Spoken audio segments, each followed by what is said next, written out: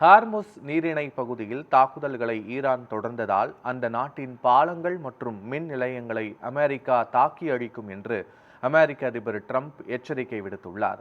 Hormuz நீர்வழியில் கப்பல் போக்குவரத்து மீது எந்த வடிவத்தில் ஈரான் தாக்குதல் நடத்தினாலும் அதற்கு அமெரிக்கா தகுந்த பதிலடி கொடுக்கும் என்றும் ட்ரம்ப் கூறியுள்ளார்.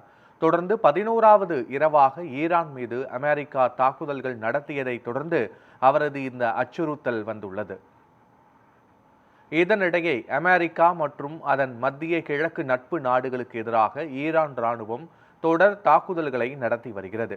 இதனால் மத்திய கிழக்கு பிராந்தியத்தில் நாளுக்கு நாள் மோதல்கள் அதிகரித்த வண்ணம் உள்ளது.